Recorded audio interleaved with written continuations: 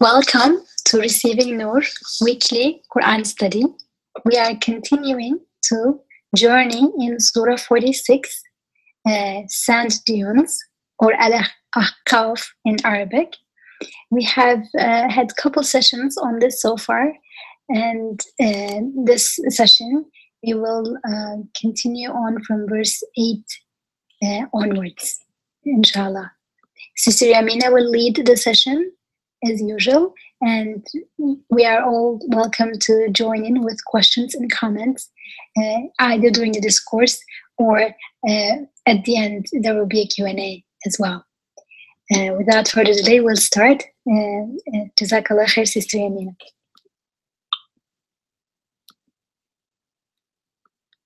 Thank you, Isra. أعوذ بالله السميع العليم من الشيطان الرجيم. بسم الله الرحمن الرحيم. والصلاة والسلام على سيدنا محمد وعلى آله وصحبه أجمعين. الرحمن علم القرآن خلق الإنسان علمه البيان. السلام عليكم ورحمة الله تعالى وبركاته. So this is our 6th week through this beautiful surah, Surah al-Ahqaf, which is Surah 46. If you remember, we did study together Surah al-Jathiyah, Surah 45, which came right before this surah. And last week we stopped at ayah 7, which was, but whenever our ayat are conveyed to them, our signs, our messages are conveyed to them in all their clarity, those who disbelieve say of the truth that has reached them, this is clearly magic. And so today we start from ayah 8, where we're told, and do they say he has fabricated it? Say, if I had fabricated it, you would not be of the least help to me against God. He is fully aware of that slander into which you so recklessly plunge. He is enough as a witness between me and you, and he alone is the forgiving, the most merciful. Astaghfirullah. Astaghidu billah min ash-shaytan rajim. Am yaquluna iftarah? قل إن افتريته فلا تملكون لي من الله شيئا هو أعلم بما تفيضون فيه كفى به شهيدا بيني وبينكم وهو الغفور الرحيم. And the next ayah is say, I am not the first messenger, and like all of them, I do not know what will be done with me or with you. I only follow that which is revealed unto me, for I am only a plain warner. قل ما كنت بدعا من الرسل وما أدري ما يفعل بي ولا بكم إن أتبع إلا ما يوحى إلي وما أنا إلا نذير مبين. So before they said it was clear magic, and now we are told, or do they say he has fabricated it, meaning the messenger of God, the Prophet ﷺ, peace be upon him, say, are they claiming that it's his own invention, that the Quran is his own invention? And this is what God is teaching him to answer them. So we're giving the answer to those who claim that the Quran is the work of Muhammad ﷺ. If they say he has fabricated it, tell them, if I had fabricated it, you would not be able to help me. You would not be able to support me against God. So there is a reasoning here going on. It's like saying, so why should I have bothered to invent all this just for your sake? It would make sense, think about it as human being, it would make sense if someone claims something for himself, not the other way around. Actually, even if it is given to us, we are gifted with something, we're inclined to claim it for ourselves. We say, especially the more beautiful it is, the better it is, the more we want to claim it for ourselves. So it just doesn't make sense that they are claiming, that they're saying that he's doing the other way around. If he had produced such a beautiful book, why would he claim it's from God and not from himself?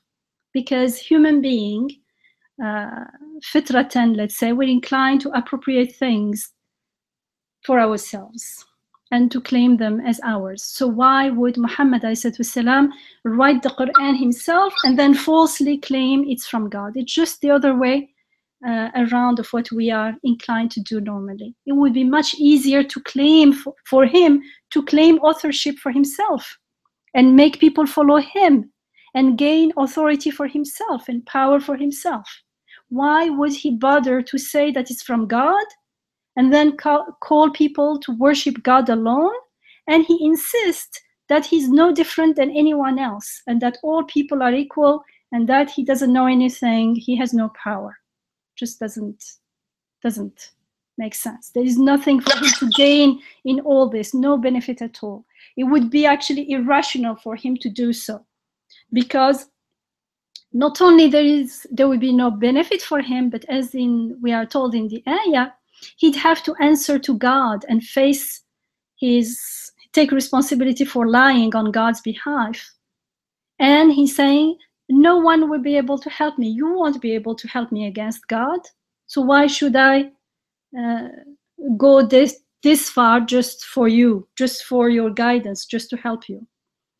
So clearly it makes no sense that Muhammad والسلام, would falsely claim to be a prophet of God and call for disgrace from God upon himself, just to guide people like this who don't even care about the truth. Especially that Muhammad والسلام, knew how serious it is to lie on behalf of God. Because it is repeated in the Quran and again that those who attribute lies to God, those who lie on behalf of God, will never attain to a happy state. In Surah 10, Ayah 69, we are told, say, truly, they who attribute their own lying inventions to God will never attain to a happy state. لا يفلحون. And they are described again and again as the worst wrongdoers. In Ayah 94 of Surah 3, they are just called wrongdoers, but the more repeated one is وَمَنْ أَظْلَمُ مِمَّنْ افْتَرَى عَلَى اللَّهِ كَذِبًا. And this expression is repeated in the Quran. So in Ayah 94 of Surah 3, we are told, and who henceforth invents lies about God? It is they who are wrongdoers. So if Muhammad والسلام, is writing this and he's lying, why would he keep repeating this? It doesn't make sense. But I'll come to, it's taking us somewhere else as well. So in the Quran, something that is an expression that is repeated again and again is, who could be more wrong than he who invents a lie about God? This is repeated just in Surah Al-An'am, Surah 6. It's repeated 3 times in one surah. So why are the deniers so unreasonable? Why do they claim that the Prophet ﷺ made up the Quran and is falsely attributing it to God? I mean, if it were them, they would do exactly the opposite. If something that great was given to them, they'd claim it for themselves. So what's their problem? They don't want to accept him as the messenger from God. Because if the Quran is from God, then Muhammad والسلام, is a messenger from God. And that's why in Ayah 9, the Prophet is asked to tell them, to say, I am not the first messenger. And like all of them, all the messengers, I do not know what will be done with me or with you. I only follow that which is revealed unto me, for I am only a plain warner. Remember how Surah Al-Ra'd, Surah 13 ended? In Surah Al-Ra'd, it ended with Ayah 43 when we're told, and those who deny the truth, الَّذِينَ كَفَرُوا, what do they say? They say, you have not been sent by God, meaning by God. They're telling the prophet, you have not been sent. God, and what the prophet is told, how is he told to answer them? God is sufficient witness between me and you. And this is exactly what the answer in Ayah 8 of Surah al-Ahqaf is. God is كَفَى بِاللَّهِ شَهِيدًا بَيْنِي وَبَيْنَكُمْ. God is enough as a witness between me and you.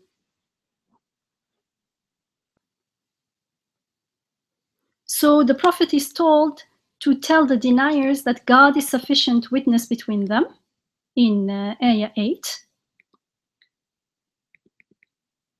So what does it mean? What does it mean that God is witness? It looks like, okay, so they already don't, they're saying that the Quran is not from God, but from Muhammad himself, but he's saying God is a witness. Remember, these people are mushrik.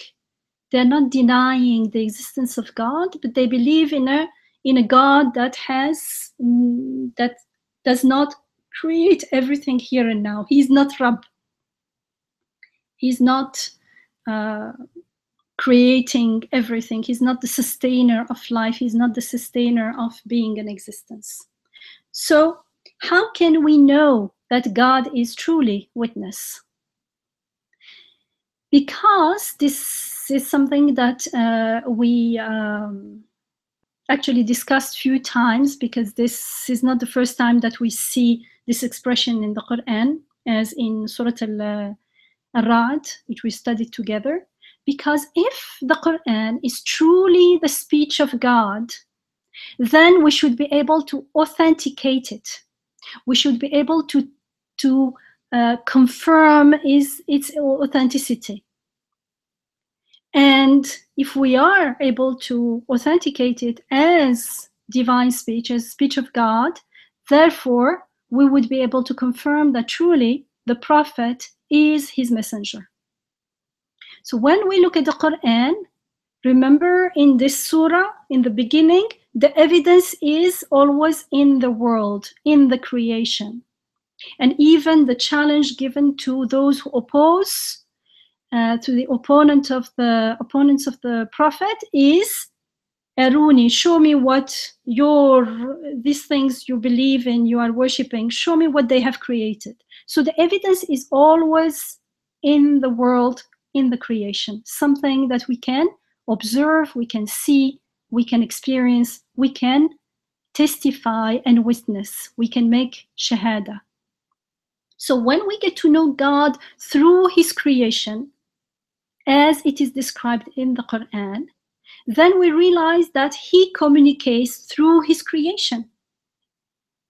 And we get to confirm the message of the Quran. So that way, God becomes witness because his creation witnesses to the truth that the Quran is indeed his speech, and that it is truthful. So when we determine that the book, that this message is indeed from God, it becomes clear that the messenger who brought the book is sent by God, is a messenger of God. And that's why the disbeliever claimed that the Quran is from the Prophet himself, meaning it's not from God, because when they deny that the Quran is from God, they are also denying that the Prophet is the messenger of God. This means that in order to confirm that the messenger is indeed sent by God, we need to check the message he brings and confirm its truth and its divine origin. Is it truly from God? Does it bear his seal? So far, we saw that the ayat of the Quran teaches us how to look at everything in creation, all beings, all events, here and now in the world, as ayat, as signs. And these signs indicate the divine creativity and rububiyyah. They bear the seal of divine creativity. They bear the seal of Rububiyyah on them. The way they are created, the way they interact, the way they are in the world.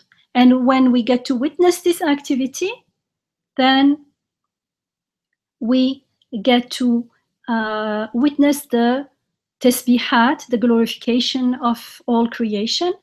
And we get to realize that beings and events, it is as though they are declaring through their very way of being that there is no maker but God. They are making the shahada. La ilaha illallah. They are making the shahada that there is no giver of life but God. They are making the shahada that there is no sustainer but God. And we saw how, because everything is interconnected in space and time, we get to know that the maker of one thing can only be the maker of everything. It's like when you pull a piece of fabric, the whole piece, if we just pinch one part, the whole thing comes together. And so it is with the creation. And because of this, meaning since for one thing to be, the whole world, the whole cosmos has to be, for one fly, as the Quran gives us the example of a fly, for one fly to exist as a fly, the sun has to be there, the galaxies have to be there, the air, the food that it eats, everything has to be there for that fly to be a fly. So it doesn't exist in emptiness, in the void on its own. And so for one thing to be, the whole world has to be. It means that the maker of one is the maker of all.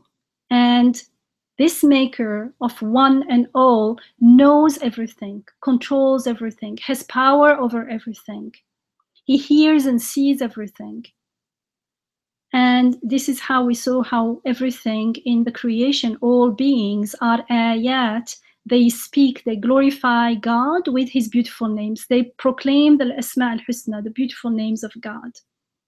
And after all these clarifications and all the witnessing of all beings, all the ayats, the signs around us in the world and within us, it becomes clear that those who deny that the messenger is sent by God, they do so either because they're totally ignorant of what they're talking about, they don't understand the message, they don't know God, they don't know truly who God is as he himself describes himself in his message, or because they do not want to know, they don't have the intention to know because of their arrogance, we were told in Surah Al-Jathiyah. They don't want to surrender to their Rabb. They don't want to accept they are dependent on the sustainership of on the sustaining of their Rabb. So remember in Surah Al-Ra'd, Surah 13, we were taught how everything around us is an ayah. And we also learned then the significance of the ayat, how important they are, and their connection with haqq, the reality, which is the truth. And we realized how, and something that I keep repeating because it's extremely important, because to realize that the ayah, the concept of ayah, to realize that everything is an ayah is a key to transform our life into a life of conscious ubudiyah. Not just we do it because we are Muslims or because someone told us so. Or, no, it's our reality. We do it consciously. It is who we are. And so that we live in a state of ihsan, in a state of being aware that we are abd, totally dependent on the sustainership and the generosity and the compassion of our sustainer, our Rabb. So we live with the consciousness of, we see Rububiyyah everywhere because we are totally aware and we accept and we delight and we celebrate our Ubudiyyah, like Yusuf alayhi salam. So the main message of Yusuf's story, and you remember Yusuf alayhi salam's surah is the surah right before Surah Al-Ra'd. It's Surah 12. It's like Surah Al-Ra'd was an extension, explanation of the ayat, so we could live like Yusuf alayhi salam. And Surah Yusuf alayhi salam was about how to live with ihsan. And it is when we live with ihsan, the more we live with ihsan, the more we receive wisdom, hikmah. And with that hikmah, we are able to interpret events around us, ta'wil al-ahadith. And still, despite all the beautiful wisdom we are taught in Surah Yusuf, we were told at the very end that most people do not believe. That's how Surah Yusuf ends. With ayah 102 and 103, we are told ذَلِكَ مِنْ أَنْبَاءِ الْغَيْبِ نُوحِيهِ إِلَيْكَ وَمَا أَكْثَرُ النَّاسِ وَلَوْ حَرَصْتَ بِمُؤْمِنِينَ. This is news of the unseen, which will reveal to you. The whole story is this beautiful news. Yet, most people will not believe, however strongly you may desire it. Subhanallah. Why? Why don't most people believe?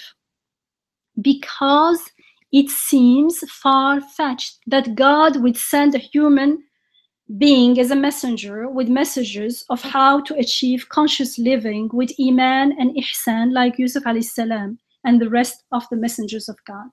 It seems, and this is not only the deniers, the unbelievers, but we all have it to a certain extent, to the extent that we are living consciously with ihsan, iman, and therefore with ihsan. To that extent, we realize that it is not far-fetched that God would speak to a human being and send messages with him. So the implicit question is, how can a human being be the addressee of the divines? I mean, like Isa alayhi salam, Jesus, you can see that because the fact that some people could not see him as a human messenger, they had to deify him. So this is something we do not only with the prophets, but we can do with lots of other things because everything is related. Remember, the creation is also divine speech. God communicates with us through the scriptures, through the Quran, and through the creation. So we get the answer to this question, the question, how can a human being be the addressee of God?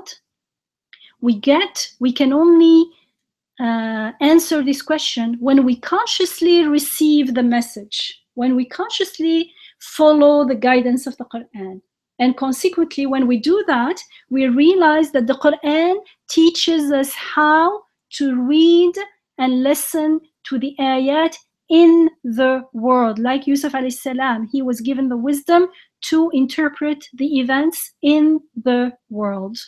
So we realize that the ayat in the world are a kind of speech, just as the ayat of the Quran.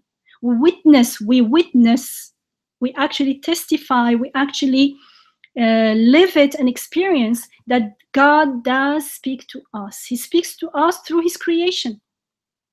So why wouldn't he speak through words when he made us communicate verbally through words? We communicate verbally and non-verbally, and so does God. And just as he speaks to all of us through his creation, he also speaks to his messengers.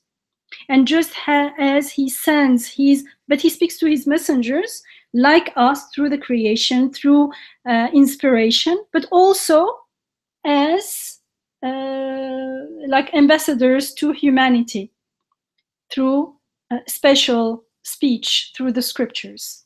And just as he sends his guidance and his messages to us through all of his creation, through the ayat in the creation, then we get it that he also sends his guidance as book, as verbal speech with human messengers.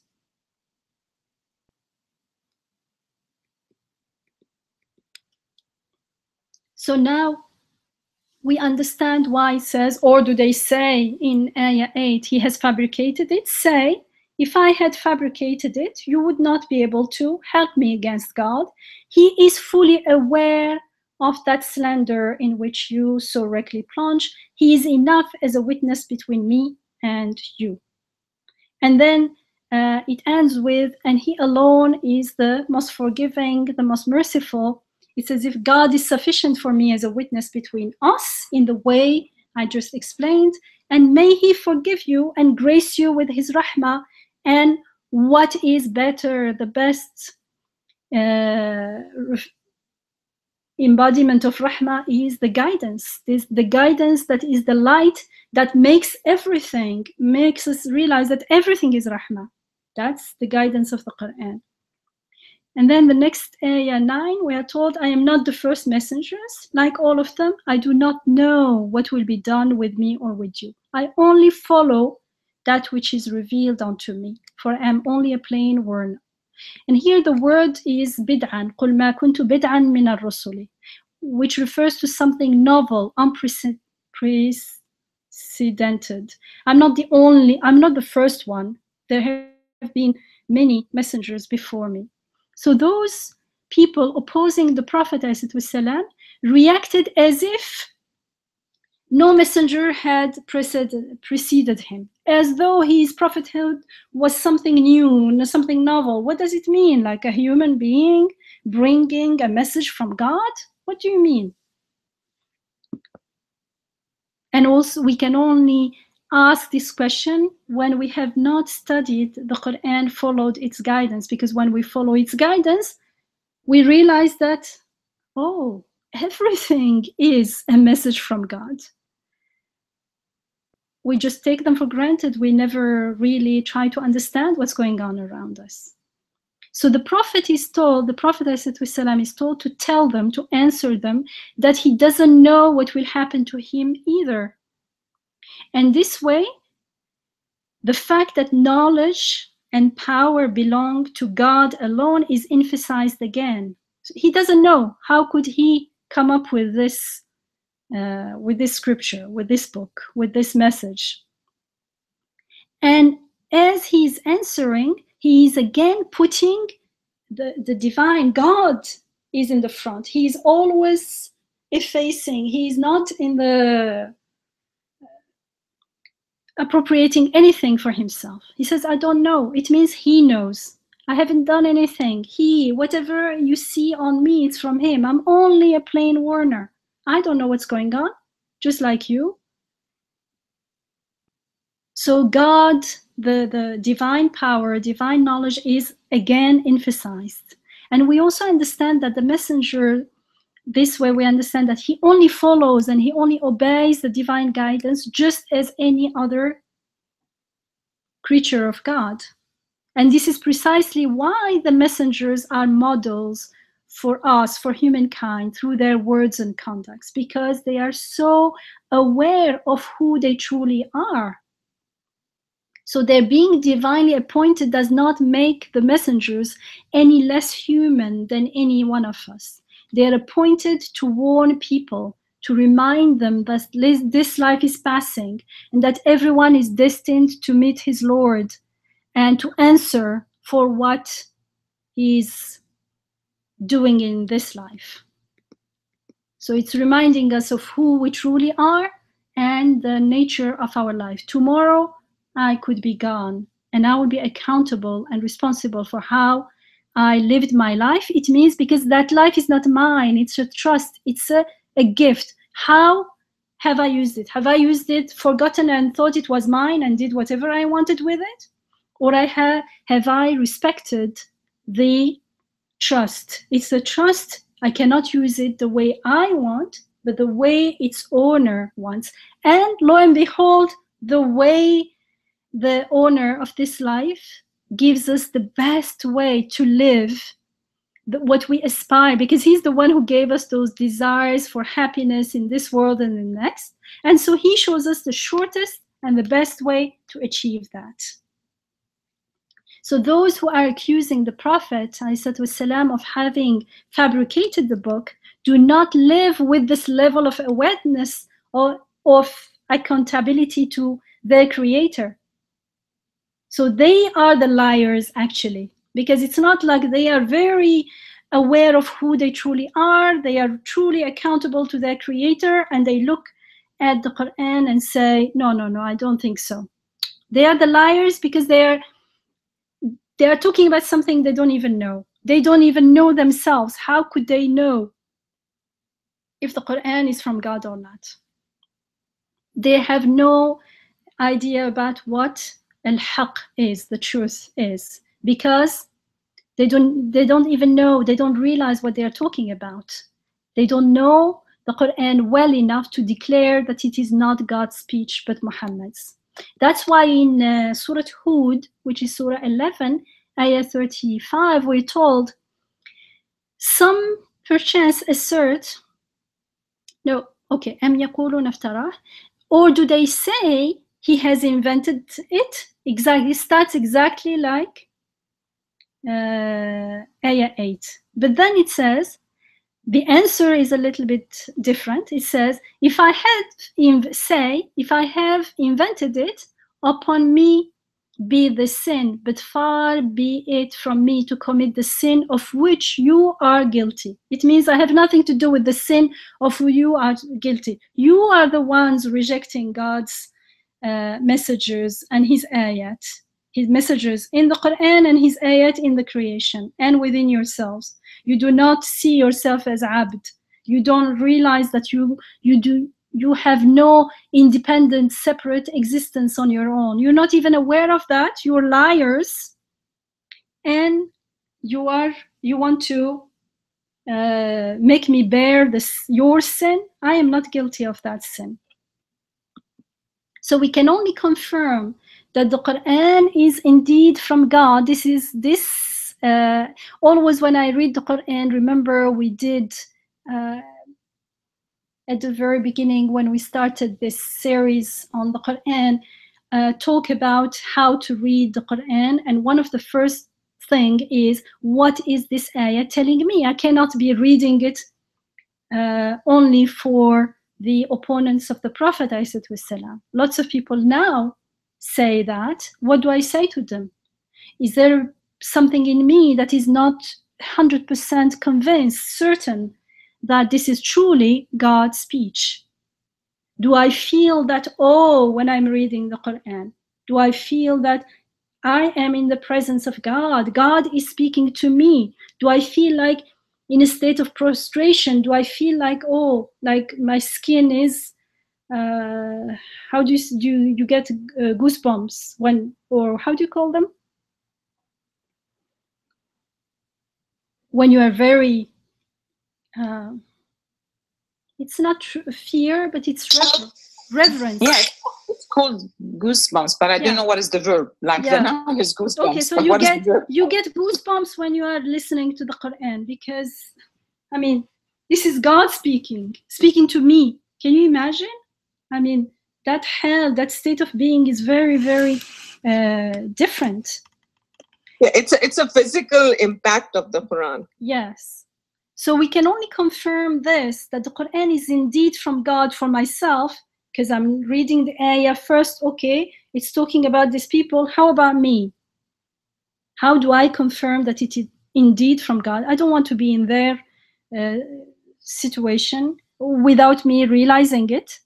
Sometimes we can be doing that without even realizing it. We confirm the Quran, or we can confirm that the Quran is indeed from God when we follow its guidance. We actually live by it. When we not only read it, but we read it in parallel with the ayat in creation.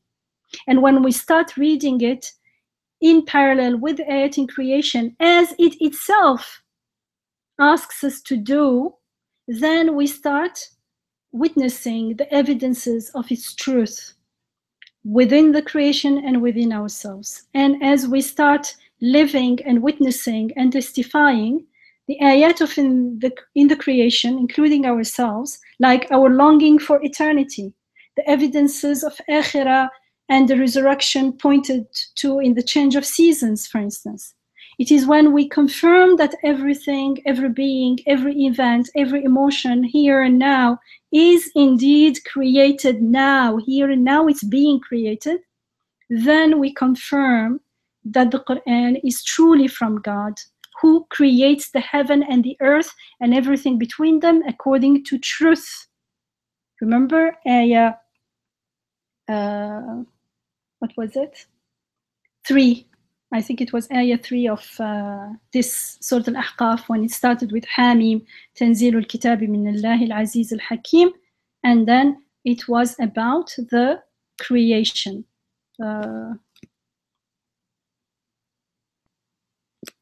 ما خلقنا السماوات والأرض. We have not created the heavens and the earth and everything between them except with haq, with the truth and according to an appointed term.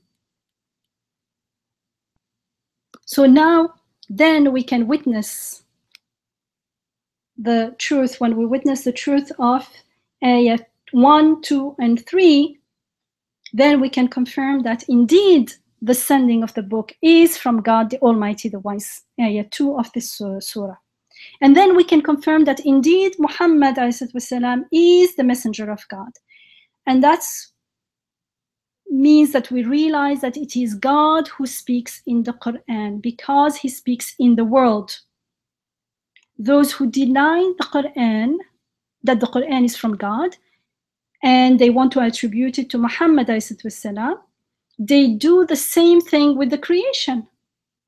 They attribute God's creation to things themselves, and that's what they end up worshipping idols. That was the ayat that came after ayah 3, if you remember. So you can see how everything is connected in this surah. So again, the parallel reading of the Quran and the world at the same time together as explaining each other, confirming each other, is crucial for belief, for Iman. Remember the pillars of Iman, the pillars of faith. We need to believe in God, in the books, and in the prophets as separate pillars. So the expression here, أم يقولون افتراه, or do they say he has fabricated it? At the beginning of ayah 8, actually reoccurs in the Quran many times. For instance, in Surah Hud, which is Surah 11, we are told, starting, ayah 13, again it starts with, أم يقولون افتراه, or do they say he has fabricated it? Say, each time there is a say. This is how you answer to these people who say this. And in this ayah, the answer is different. It says, produce then 10 surahs of similar merit invented. Like you come up with something as well, since Muhammad can come up with all this. And call to your help whomever you can other than God, if what you say is true. And the next ayah says, and if they are not able to help you, those things that you believe in, that you think have power, because the people who are saying this, it's always parallel. They believe the Quran is not from God, therefore there are lots of things in creation that are not from God. They go together. Shirk goes together with this attitude. And if those objects of shirk cannot help you, are not able to help you, then know that this Quran has been sent down of God's wisdom alone, and that there is no deity except him. Will you then surrender yourselves unto him? So what does it mean that there is no deity except him? This kind of ayah, which starts with أم يقولون افتراه, or do they say he has fabricated it? And then the answer is produce 10 surah, produce 1 surah, produce this. There are many ayats with similar message. And these are called the challenging ayat, because it's throwing a challenge, bring something, just not the whole Quran, but like 10 surahs and even one surah. And in the Islamic tradition, it gave rise to the concept of i'jaz al-Quran, the inimitability of the Quran, or the miraculousness. It's so miraculous that no one can imitate it. And there are 5 actually different verses where opponents are challenged to produce something like the Quran. And the suggestion is that those who doubt that it is God who speaks through the Quran should try to disprove it by demonstrating that a human being, like themselves, could also come up with something similar to the Quran. So the disbelievers are challenged in these ayahs to produce a text like the Quran, or 10 surahs, or even a single surah. And we know that the short surahs are so short that it could be one line, for instance. And yet the challenge was never met by these people, and the people in the time of the Prophet ﷺ were expert in Arabic balagha, in eloquence. That's why they could actually tell that this is something very special. They could see that it was different from whatever they were used to. Now, often when people talk about i'jaz al-Quran, the inimitability of the Quran, they focus on the literary quality, the beauty of the Quranic language. But the Quran has much more than just miraculous eloquence. Yes, it is true that the language is miraculous, that it is amazingly eloquent. But this astonishing eloquence in wording is itself a sign, is itself an ayah. Why? Because it is itself a vehicle to convey meaning. The words are arranged in such a way that they can convey layers and layers of meanings in an inimitable and an astonishing way. And that is why people have been unable to reproduce it, because the meaning conveyed are also miraculous, let's say, or inimitable. And the more one studies it, the more you realize how amazing it is, subhanallah, mashallah. So there are scholars who studied i'jaz al-Quran, became like a science of the Quran, and they analyzed the Arabic language and its rhetorical usage in the Quran. And the resulting development in Arabic linguistics and rhetorics were really, really astonishing, like centuries ahead of anything that happened in any other literature in the world. And one famous such scholars is Abdul Qadir al-Jurjani, rahimahullah. He lived in the 11th century, and he's well known for his works on i'jaz al-Quran, the proofs. He has a book called Dala'il al-i'jaz, the proof of the inimitability, meaning the inimitability of the Quran, and also Israr al-Balagha, the secrets of eloquence. And he developed a complete linguistic theory at the time, in the 11th century, when such notion didn't exist. Because that time, balagha, rhetoric, was seen more like an ornament, making language sound beautiful. And this was widely believed in the West until late 20th century. But he said no, and he showed examples from the Quran and from the Arabic language, how each image, each figurative language is not only an ornament, or a decoration. It's a separate act of linguistic creation, and each expression of meaning is unique. So any change in the structure of a sentence will also change the meaning. So it is intended to be that way. And that's why often exact translation is impossible. We saw how the ayah 7, it was saying وَالَّذِينَ كَفَرُوا, those who disbelieve, yet it's often translated as the disbelievers, al-kafirun. But in the Quran, there is an intended difference when the noun is used and when the verb is used.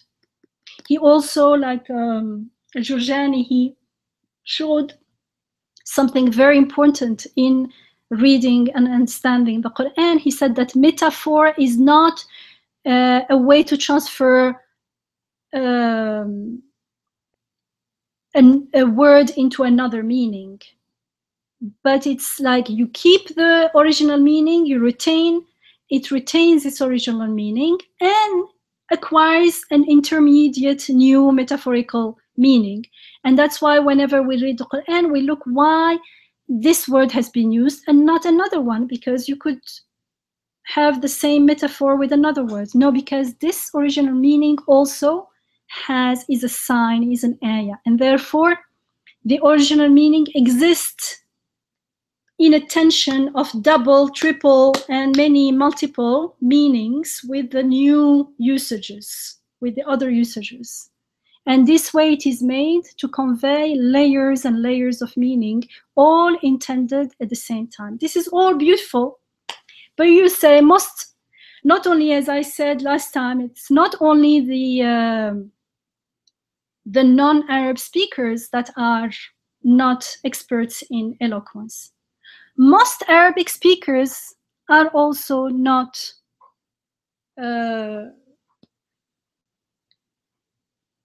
experts in the language. Now, even you study the language, as I said, it is why it is so important, because it's an ayah, because of it is a vehicle conveying meaning. So the meaning, what it points to is, the meaning is the ayah, actually. It points to something, and that's what matters. Now, so we have beautiful, miraculous, eloquent language plus meaning, plus there is something even more than this, and that's what Ustad Nursi adds. He adds actually lots of technical things to the work of Jurjani. He makes it much more dynamic, but I'm not going to go there, because then it's about, you have to know the language as well. But there is something that all of us, any human being, can witness. And that dimension is a crucial dimension to what makes the Quran divine speech and therefore inimitable. The Quran conveys haqq. It comes from haqq. Who the speaker is very important. If you remember, we had talked about how Imam Nursi says, who speaks, not only the content of a text is important, but who is saying it, to whom, for what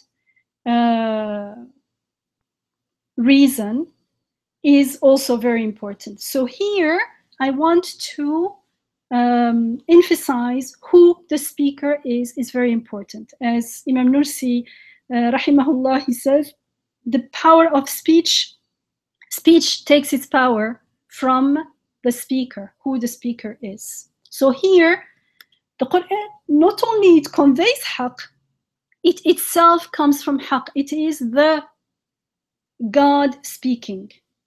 It is the speech of the one who says be, and it is, as we are told in the Quran, whenever we will anything to be, we but say unto it be, and it is. Kun fayakun. إنما قولنا لشيء إذا أردناه أن نقول له كن فيكون. So God says be. His word is the creation. Being is the being we see around us in the creation is divine speech, because his speech is be and it is are equal.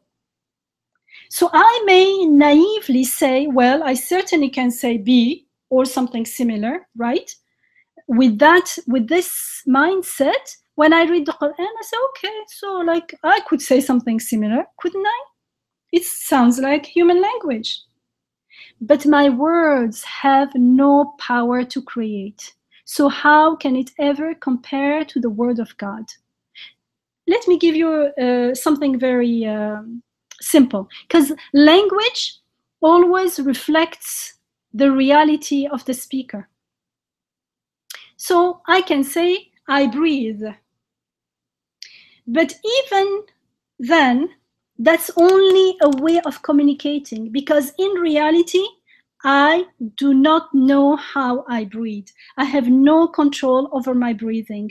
It can stop anytime and I can do nothing about it. So I say I breathe because it's a convenient way of communicating. But if I start believing it, I'd be deluded, because my speech only reflects my reality. My reality is that I cannot create anything from nothing. I am only receiving. I want things to happen, to be done, and it is created for me. It is done unto me. And my language is a mirror to that reality. So this is the nature of human speech. The breathing can be extended to any other activities. Always we will realize that we are not the creators, and therefore our language cannot be taken literally. It's only figurative, it's only symbolic, it's only a means, a tool to communicate. So in Surah Al-Waqi'ah, which is Surah 56, from Ayah 63 to 74, I'm just going to read all of it. Have you ever considered the seed, which it's actually longer than this, but I cut it short. I'm not starting from the very beginning. Have you ever considered the seed which you cast upon the soil? Is it you who cause it to grow, or are we the cause of its growth? Because we say we're growing the seeds. Yes, but we are not truly growing. We don't know how they grow. For were it our will, God is speaking in the Quran, we could indeed turn it into chaff, and you would be left to wonder and to lament, truly we are ruined. We have been deprived of our livelihood. Well, if you were the ones growing it, how can you complain now? Because truly we are not. That's just a way of speaking. Have you ever considered the water which you drink? Is it you who cause it to come down from the clouds, or are we the cause of its coming down? It comes down sweet, but were it our will, we could make it burningly salty and bitter. Why then do you not give thanks? Have you ever considered the fire which you kindle?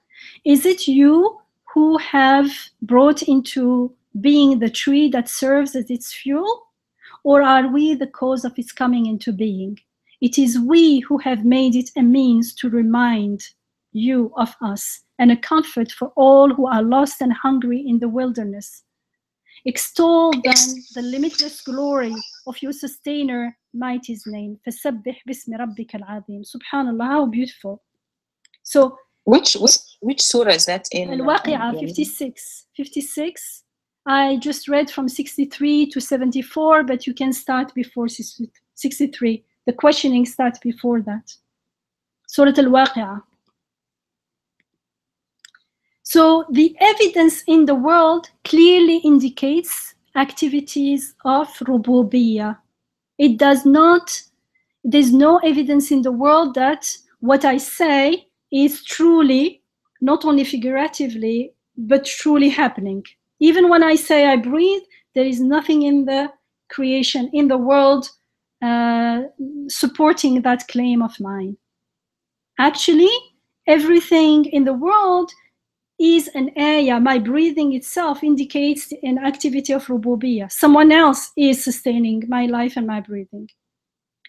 And it is that Rabb who speaks in the Quran. So when we get this, it becomes evident that our speech can never compare to his speech. Just like my speech reflects my powerlessness, his speech reflects his power and his creativity and his rububiyyah. He is power of be and it is. So therefore, this challenge is not merely a competition in literary skills. We're competing with God, who has the better literary skills. No, it's not about you go ahead and write a beautiful piece of literature and let it be very meaningful and let's see. No, there is much more at stake here.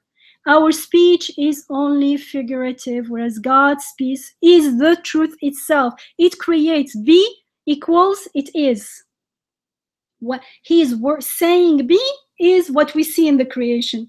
That's why reading the Quran in parallel with the creation is so crucial. It's the key to everything. Otherwise, there will only be taqleed, imitation in iman. There will be no true, the heart will never be satisfied. We will never truly witness that God is indeed the creator of everything, that the Quran is indeed, this is a book from God, as it says in the ayah 2 of this surah. So this is very, very important. It is a challenge for the opponents to realize that they don't know what they are talking about. And so it is an invitation to first study the Quran. How can you imitate something without knowing what it is? If someone says, okay, let me see, I'm going to imitate this building, you have to go and see how the building is really built in order to imitate it.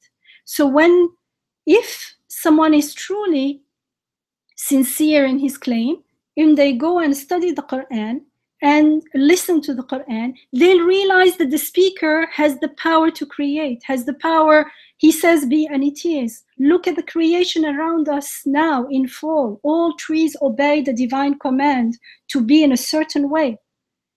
Who the speaker is crucial. And hopefully they'll also accept who they are, because then you will realize, how about me? Can I say something and it is the truth?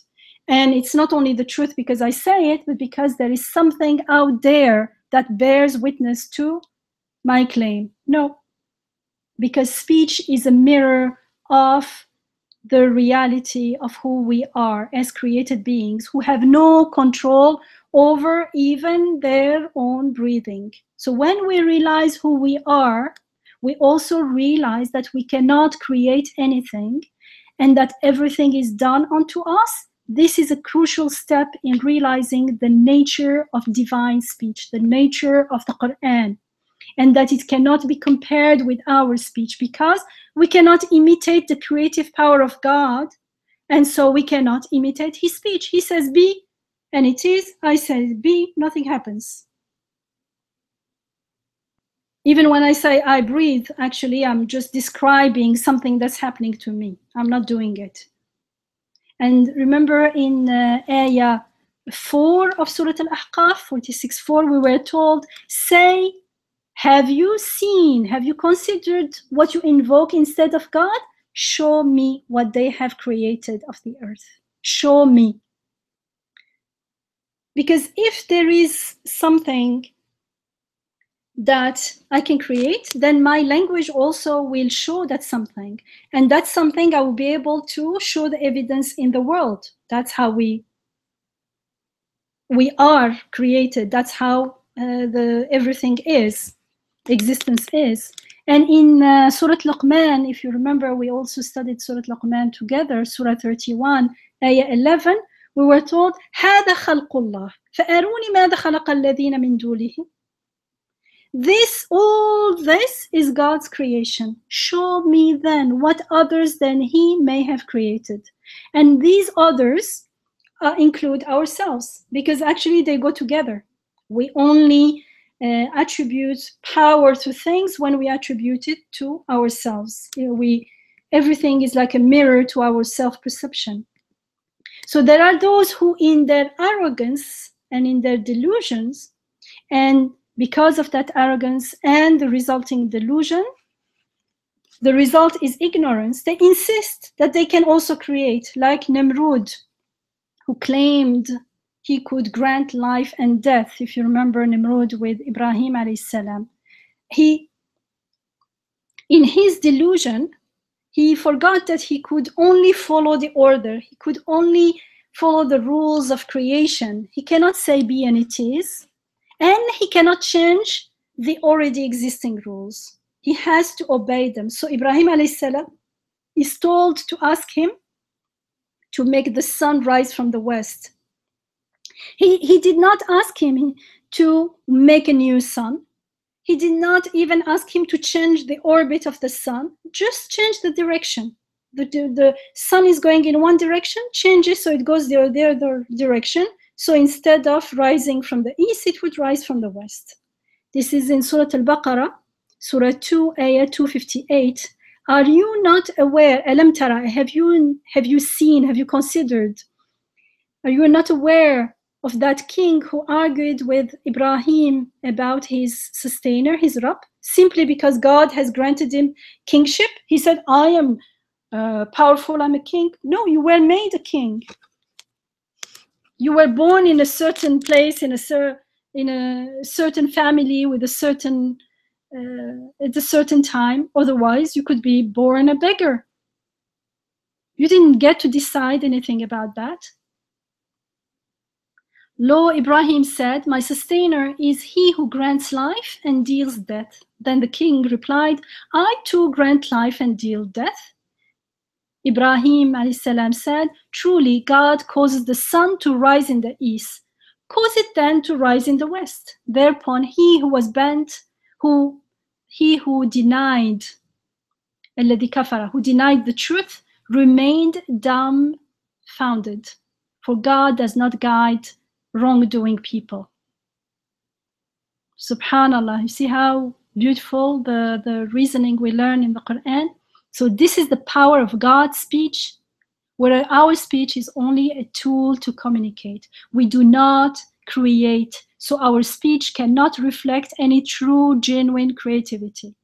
The fact that the speaker in the Quran is God, the creator of all things, is extremely important.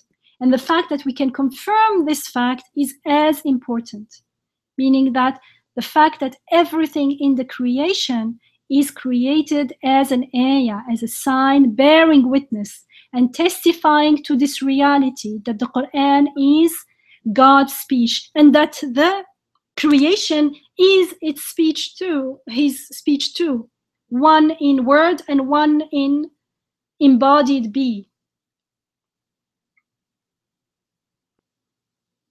Otherwise, so this reality is absolutely essential. Otherwise, for making shahada. Otherwise, all our so-called iman would remain simply a claim. Whereas in fact, it's not a claim. It is a fact that we can verify, that we can witness for ourselves, because it is supported by the testimonies of all beings, all creation. So again, as Imam Nursi rahimahullah says, speech derives its power from who the speaker is. What I say cannot be the same as, I cannot imitate God unless I can start creating things from nothing. I say be and it is, then I become God myself, hasha. But that's not the case. So you see, this is not a competition, a literary competition with God.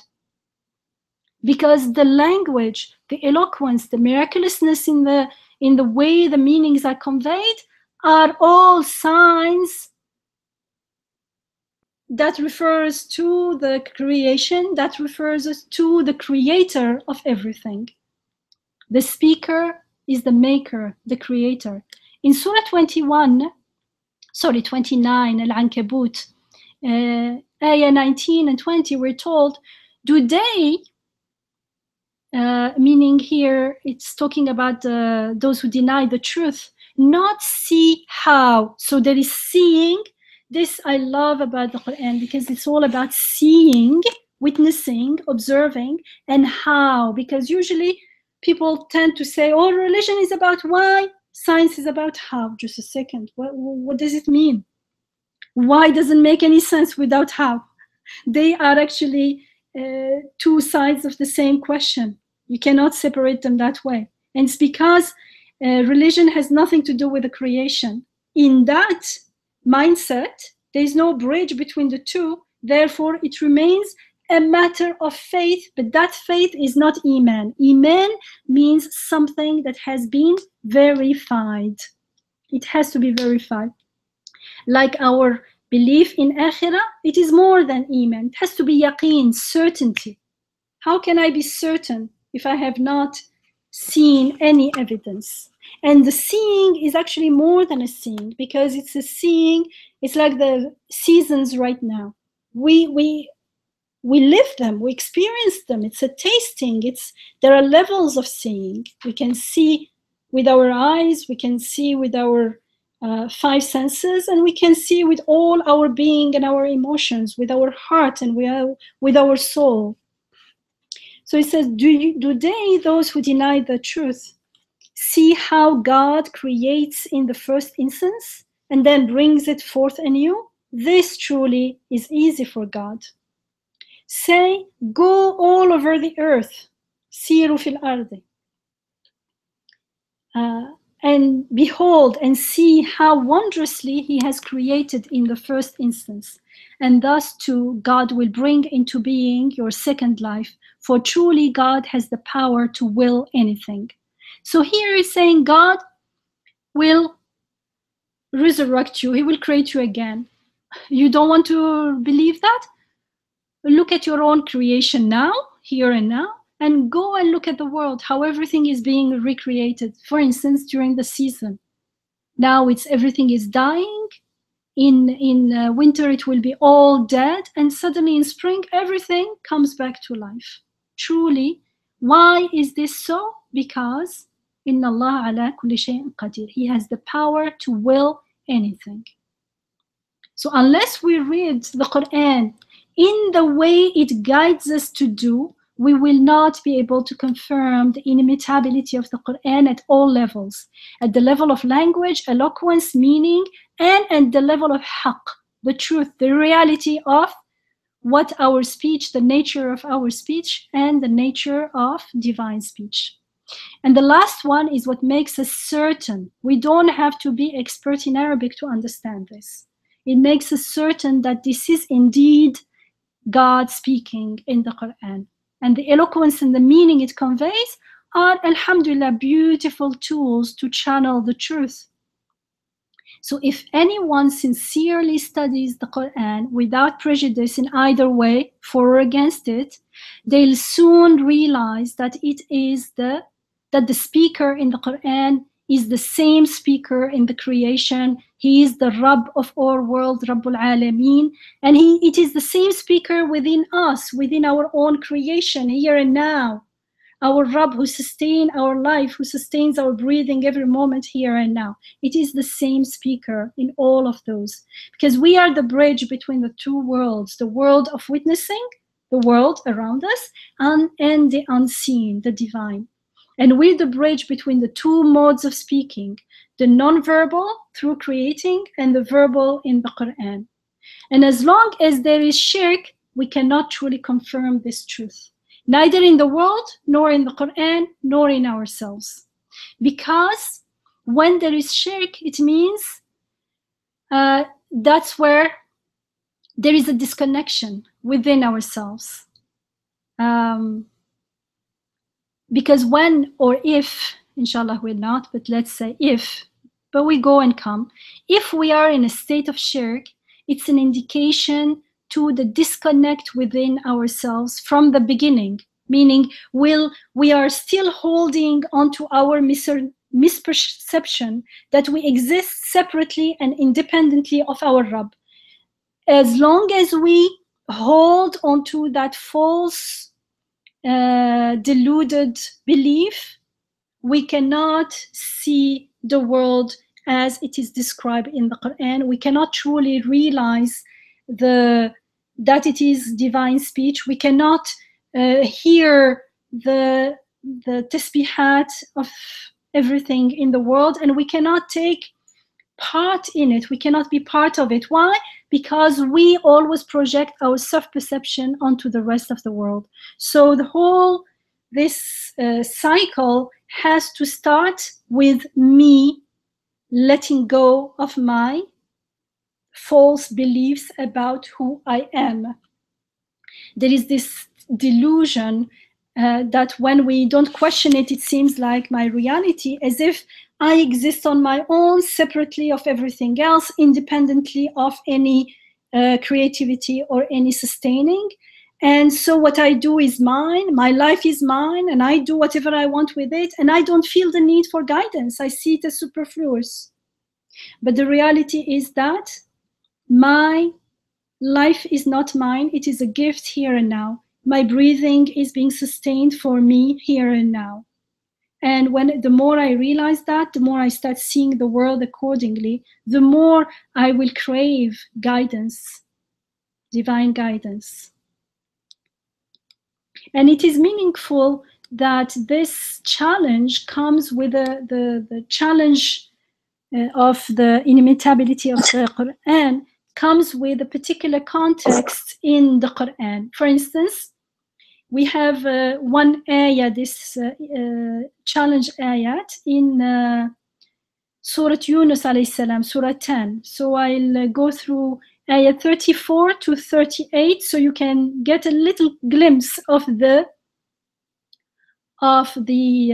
context and how it is always related to creation and always related to shirk, because the more there is shirk in the creation, the more we think we are not aware of who we are, and therefore we are not aware of the difference, the huge difference between my creating and God creating, and therefore my language and God's language.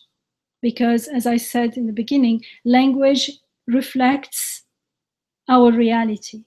So we're told in 10:34 to 38, say, can any of your objects of shirk, anything you are min shurakaikum, these partners that you are attributing things apart from God, can any of them create in the first instance and then bring it forth anew? Say, it is God alone who creates all life in the first instance and then brings it forth anew. How perverted are your minds? Like, how can you not realize this? Of course, we only do not realize it because we never stop and question those delusions, those beliefs of ours. Say, does any of your objects of shirk guide to the truth? Say, it is God alone who guides unto the truth, which is then more worthy to be followed. He who guides unto the truth, or he who cannot find the right way unless he is guided.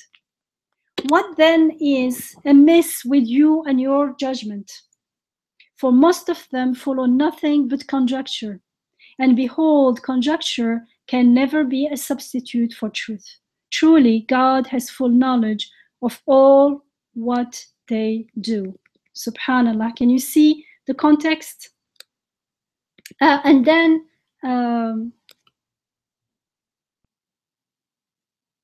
now this Quran, so it's carrying on, and God has full knowledge of all what they do.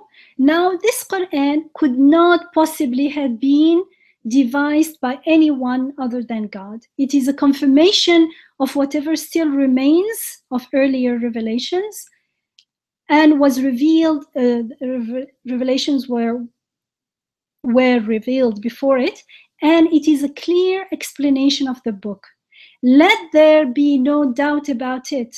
It is from the sustainer of all the worlds. And I love this.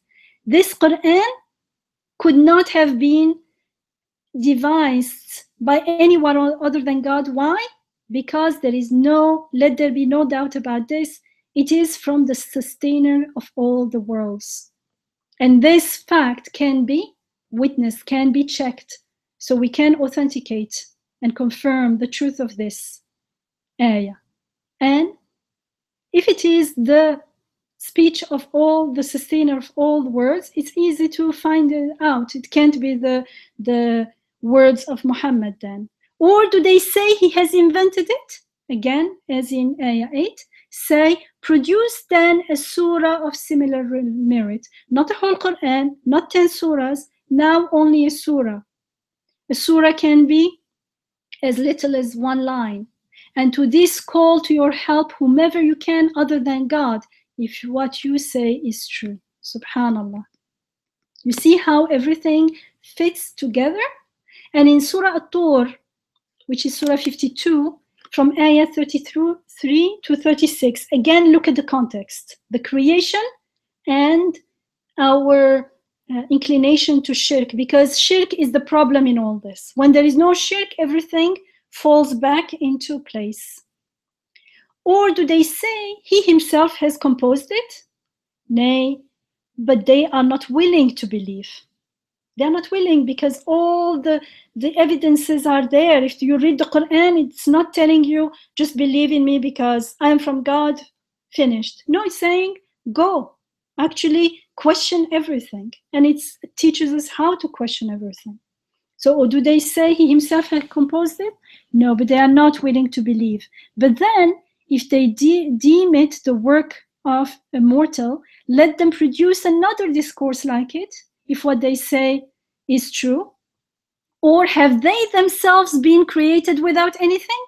So you say, one is talking about, the ayah 33 and 34 is talking about the Quran, and it's saying go and produce something, and then it's talking about, have you been created without anything, or were they perchance their own creators? Because now we understand why this ayat one after the other makes up beautiful sense. Because if could you share the citation again? Which surah, which verse?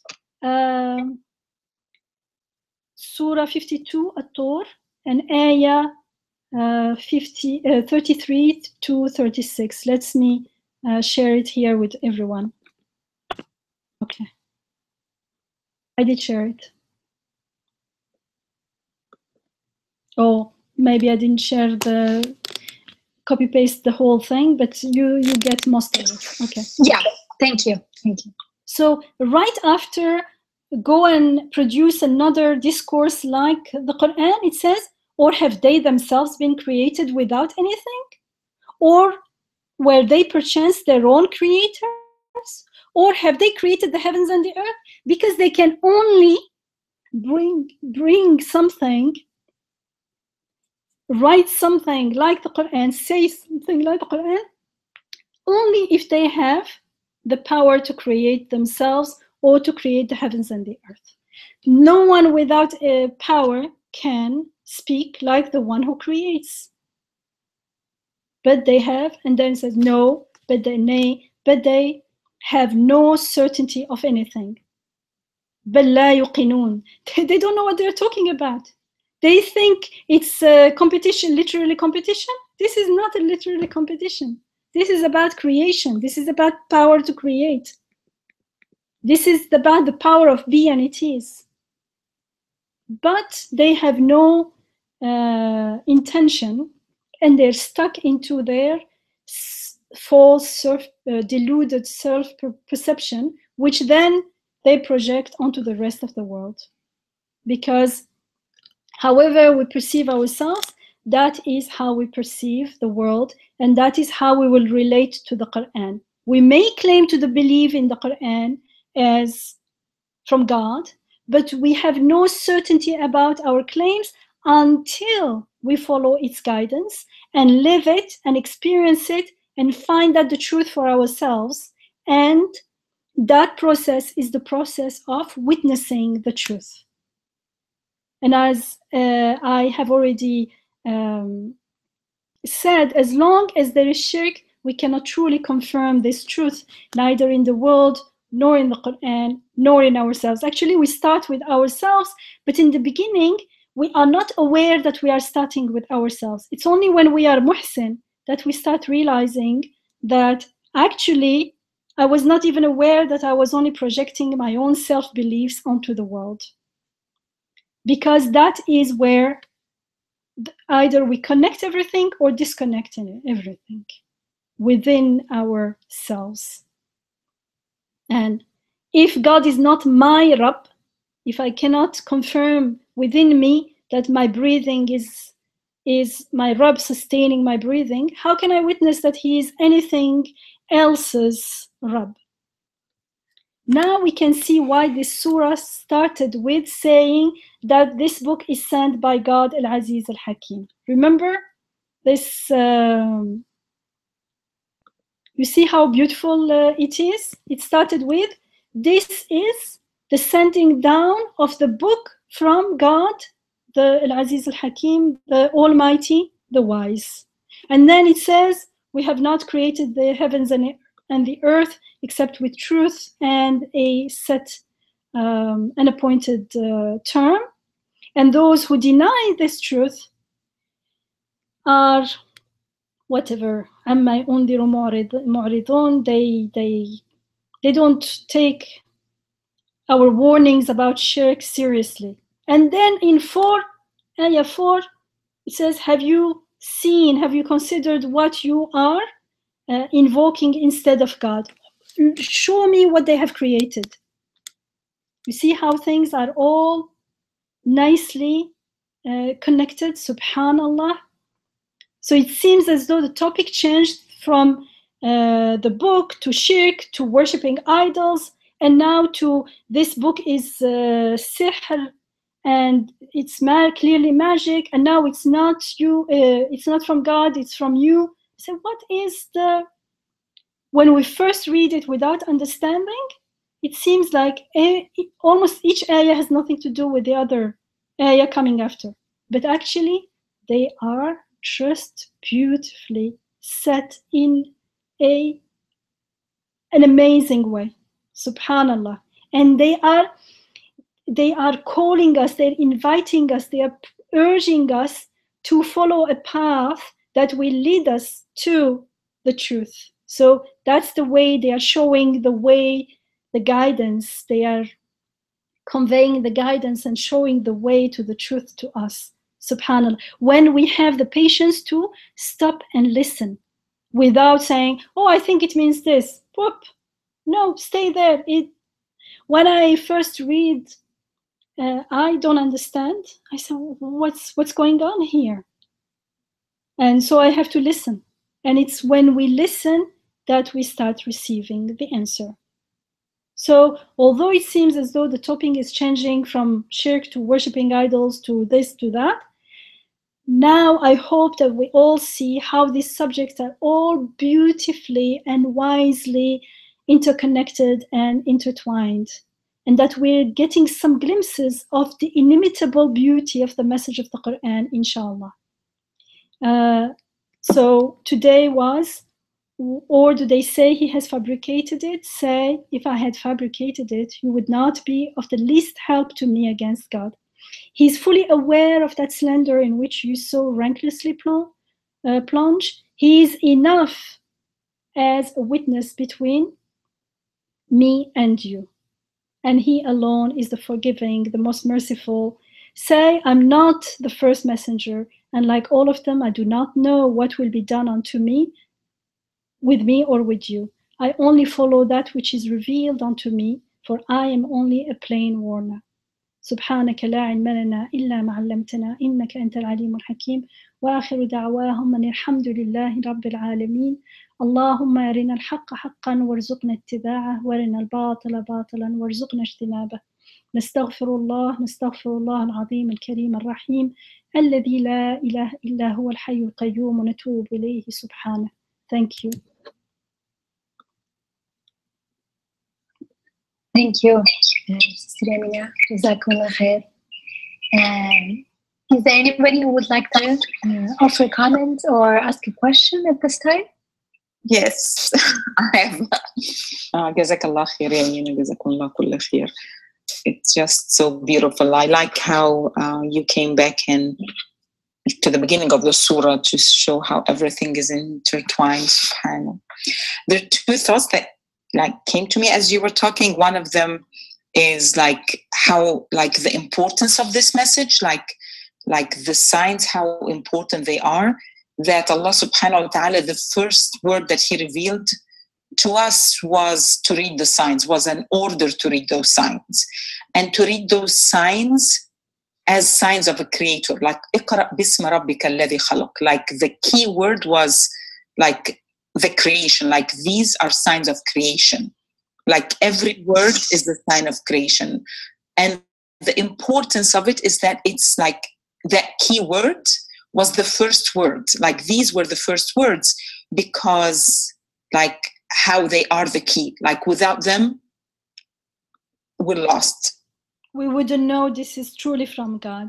Yeah, it's beautiful, isn't it? اقرأ باسم ربك الذي خلق. So even if we say it is saying read the Quran, which it can't be only the Quran, especially at that time the Quran was only those few verses, those few ayat.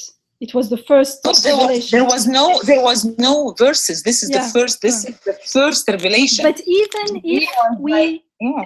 if we take it as referring to the Quran that comes later, we can only confirm that the Quran is truly from God, as you said, when we read it as the word of the Creator, because it's only the Creator who speaks this way. How do I know? Look at His creation. I cannot speak that way because I have no creation of mine to show off.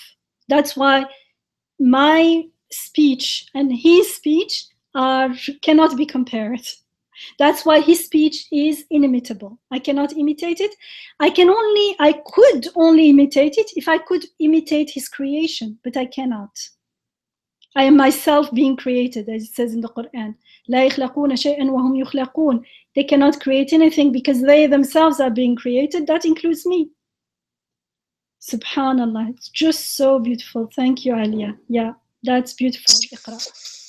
And one more, the second one was how Allah subhanahu wa ta'ala kept so that we don't deviate from this fact when He spoke about Sayyidina Isa, when He said, you have made the blind see bi'idhni, and you have made the dead wake up bi'idhni. Like, you know, that's the difference between, like, that's where the Quran becomes very clear. And when it, like, you know, so it's also bi'idhni, like this, like. By my permission. Maybe bi'idhni, it's like you could perform these miracles with my permission. I'm the one creating it for you. Yeah. So that He's the creator behind what we see as a creation, whether it was the Prophet ﷺ, like, you know, وَمَا رَمَيْتَ إِذْ رَمَيْتَ, like, you know, it's not you that when you throw something with your hand, you don't throw it. I throw it.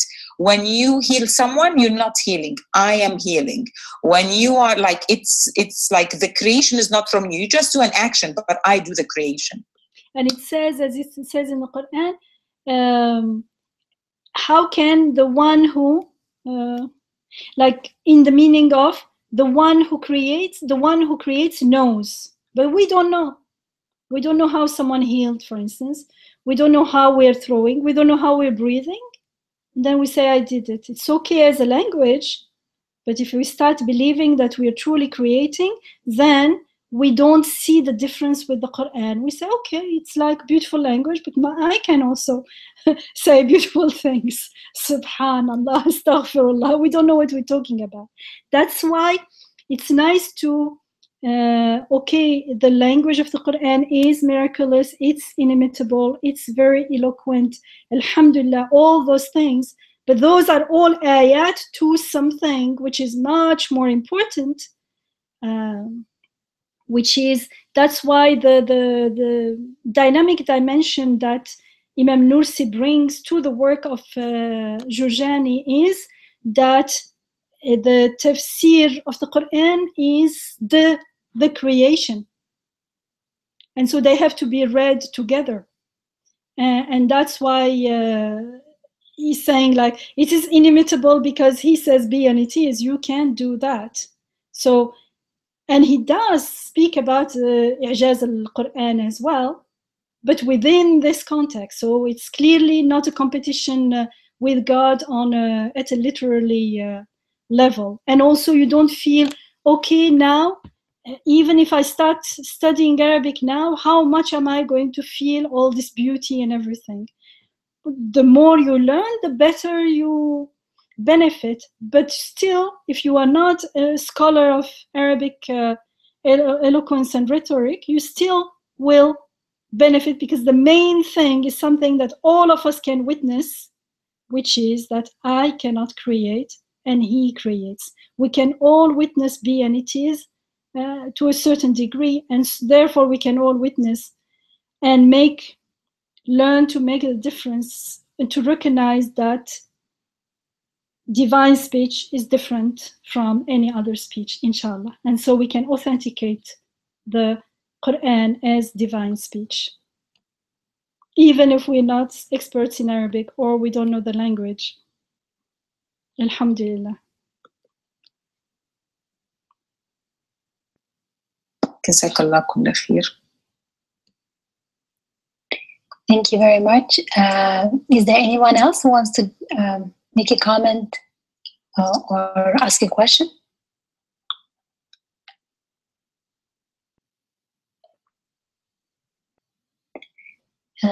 Thank you very much for this discourse. Just what is again one of the things among many other things for me was the way in which in the verse the Prophet is told to say, "I don't know what's going to become of me or of you." Like that whole sense of being completely dependent on God, and this isn't about me. And that's one of the things that really resonates with me. The way in which Sister Yamina started the discourse, saying that why would he attribute all this to God? That's not benefiting. You know, there have been, you know, false prophets, but they all wanted something in return, something for themselves. Do this for me, or, you know, give me this power and let me do this. And then here, just, or I am the best and you have to follow me. And then here the notion is, I don't know. I'm only, and I don't know what's, like, I don't have a guarantee for myself from myself. I mean, if my creator tells me yes, but other than that, there's nothing intrinsic in me. And, you know, he's pointing to the creator, and that's one of the points that resonated with me, in addition to other points. Isra, can you repeat it again? Can you repeat what you said? I didn't get it. So can you reword it?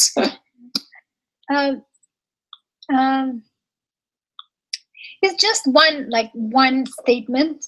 It wasn't, you know, the main thing for today, but one of the things in these passages that we looked at,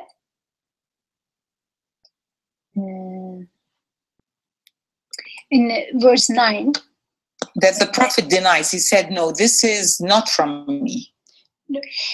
استعوذ بالله قل ما كنت بدعا من الرسل وما أدري ما يفعل بي ولا بكم. That part, just that part. I do not know what's going to be done with me or with you. So it isn't about, like, I have guarantee and I am this special creature, almost supernatural, and you all kind of bow down before me or elevate me. He's saying, I am a messenger, and you know, I don't know what's going to happen to me, in the sense that I don't have any. I'm not claiming anything is from me. I'm 100% creature, and that really is very consistent with the message that he's preaching. Because any inconsistency would show that this person is just using religion as a cover. But we don't see that. You know, there's this. Not only that, but he doesn't only say, I don't know what's going to be done with me or with you, but he also adds, I only follow that which is revealed upon me, which means he also is following the revelation. It's not like he's just speaking onto people and doing whatever he wants. He's the first one that's abiding, that's receiving the message and living with it. And he's just calling onto the others. Subhanallah, yeah. Thank you, Jazakumullah khair. Thank you again, Sister Yamina, and we are grateful for all the sources that also we benefit from. Alhamdulillah. And thank you everyone for joining us tonight. Inshallah, we'll meet again next week. And please consider joining us for the retreat, annual retreat. Registration's open, and there are 3 weeks left for the discounted registration to end, November 16th.